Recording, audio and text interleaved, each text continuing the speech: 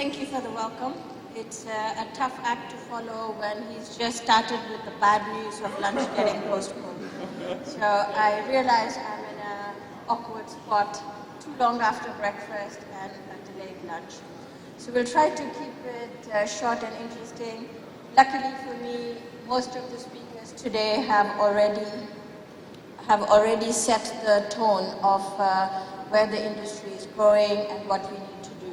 So now I think starting from me and of course NWISE and the speakers after me, what are we as big companies now doing for these spaces? So for those of you who don't know SABIC, we are one of the big chemical companies. I won't claim to compete with Sinochem, but we are getting there in terms of sizes. We are headquartered in Saudi, but we have operating assets everywhere. And we have a large technology center out of Shanghai, which is where my team is based. So as you can see, we have a global footprint. We take technology quite seriously. So for us, development of technologies in the different regions is very important. And in particular, looking at each region to see what is specific about that region. So through our technology development, we can have centers of excellence in each of the regions, depending on the market specifics there.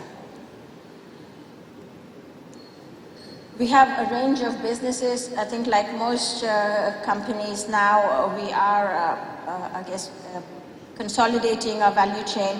But our business portfolio consists of our commodity businesses, that's in petrochemicals.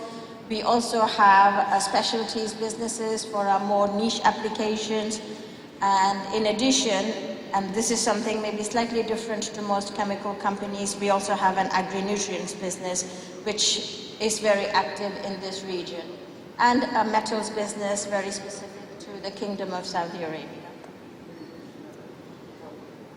Like most of you, we serve most of the industries where materials are needed. So transportation, obviously packaging, particularly with the increasing requirement for food and food preservation in line with the UN Sustainable Development Goal of net or zero hunger. Energy transition, clearly for us and for our customers, and I will come to a bit more detail in the coming slides. Electrical and electronics, the growing challenge of portable medical devices in all regions, and as I said, agri-nutrients, and clearly with growing population, construction. So what do we as SABIC Ventures do? So that was the mother company, but what is our role in the company?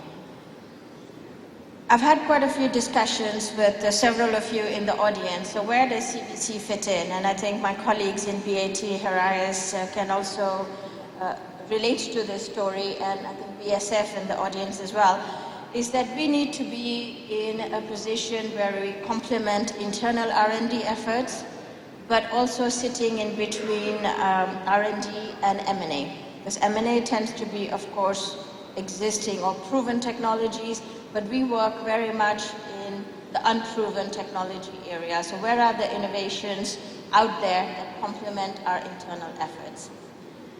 The good thing for us is we don't, unlike I guess several of the financial VCs, and I think certainly Min and Patrick are very aware of our model, for us financial returns are important, but that's not the only goal. Our biggest goal is strategic value delivery to SABIC and to SABIC's customers. So typically for all of our deals, we leverage equity to have some sort of strategic or technology collaboration. So it could be the form of joint technology development, it could be market validation or joint commercialization along with the startups, and we go to customers together. So what do we focus on? Again, no surprises to any of you. Given the big challenges we have in the industry, we really need to focus. A few years ago, if I look at when I started with SABIC about 8 years ago, we had the luxury to focus on a wide range of applications. So all of the market-facing segments I showed you earlier, we had time to go through them. But now with the overarching challenges of circularity and carbon neutrality, we really need to focus. So our first commitment is to our circular economy business unit, which is launched under the umbrella of TRUCIRCLE. So we look at several things. We look at obviously recyclable plastics. So we are looking at different ranges of chemical and mechanical recycling. We are looking at separation, sorting, and getting the right feedstock to our recycling processes. In addition, we are also looking at what happens to the pyroil or the products that come out of the recycling process to make it suitable to go back to the next step in the value chain or the closed loop.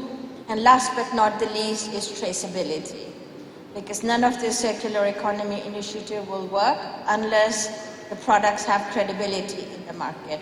So we very actively work on blockchain technologies as well. And I'm sure most of you have seen, SABIC has obviously announced its target, just like many of our competitors, on our circular product targets by 2030. Clearly, internally, we are working on a much higher target than what we have. And I think most of you in investor relations will agree with that sort of alignment. So coming closer to home, to this region, some of you might have seen, we've just announced a collaboration on chemical recycling with the Beijing Aerospace Institute. So we are very looking forward to setting up a footprint here, given the big market and the capability in this region. If you look at other parts of the world, we have a plant already working in the Netherlands, which is the first advanced chemical recycling plant that is commercially working. And what we have done is we're working with brand owners as well as blockchain technology to validate the traceability of the products that come out of that plant. Next big important focus area for us is carbon neutrality. Again, no surprises for this group. So within SABIC, we have, the same as everybody else, our net zero targets in line with the Paris Agreement, but we've divided that into 5 pillars and what it means to our business. But if you look closer into what really makes sense for SABIC Ventures to work on, we focus on the last 3, so electrification, carbon capture, and green and blue hydrogen. Some of you might have seen the press releases we have on our big cracker electrification project with BASF and Linde, where that's our primary focus. But we also realize that just one technology or just one aspect of it is not enough. There are several components in the process that still need to be electrified. So if we have any technologies in this region, and it looks like scale and speed is clearly the expertise in Greater China, we would welcome dialogue with the companies here. Carbon capture, I think Min has said a lot about carbon capture, so I don't need to add to that. But again, technologies that work at scale are very much of interest to us. Last but not the least, green-blue hydrogen, but more for us as feedstock as well as for our fertilizer business is interesting. So clearly we haven't been sitting quiet in this space, so these are some of our public domain investments. We have just supported another cracker electrification technology because we are keen to stimulate the whole ecosystem in this space, because it's not something we can do alone, and it's not something that we can do with one technology. So we want to make sure that the whole ecosystem is mobilized here. Second, and this is a technology, I was actually talking to some of the leaders from the Anshui chemical site last night. We have a technology in Belgium which recovers waste heat from processes and converts it into useful heat. And this is something we've proven at scale in Europe. So if this is of interest to the region and particularly to the chemical park, we would be very happy to make introductions. Last but not the least, in line with our green-blue hydrogen aspirations, we've collaborated with a company in Iceland called Agrinutrients. So why am I showing you this? Just to show that we have some aspirations and we are actively following them to make investments and collaborations in these areas.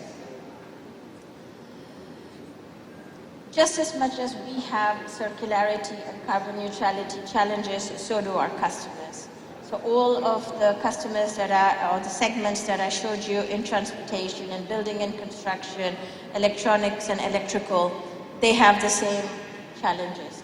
So apart from solving our own issues, what we are working on are material solutions to help our customers solve their own challenges in these spaces. And in particular, we have just launched as SABIC an initiative around electrification and recyclable and clean solutions for e-mobility. And that's launched under Blue Hero. So if you go onto LinkedIn or search with your local search engines, you will see Blue Hero. So obviously, e-mobility, energy storage for all applications, because without enough energy, none of the net zero aspirations are going to work out. What do we do once we've got enough storage? What are we going to do with the rapidly increasing number of small and large-scale batteries that are going to be needed? So we have invested in those, and as I mentioned before, traceability solutions. Not just for our materials, but also looking at our CO2 emissions in line with the ESG disclosures that are going to come to us in a more stringent fashion in the coming years. How do we trace those emissions and report them? Our local partnerships are first, and I think more valuable one, obviously SABIC Ventures. And just for sake of transparency, we are also working with Richland Capital in China.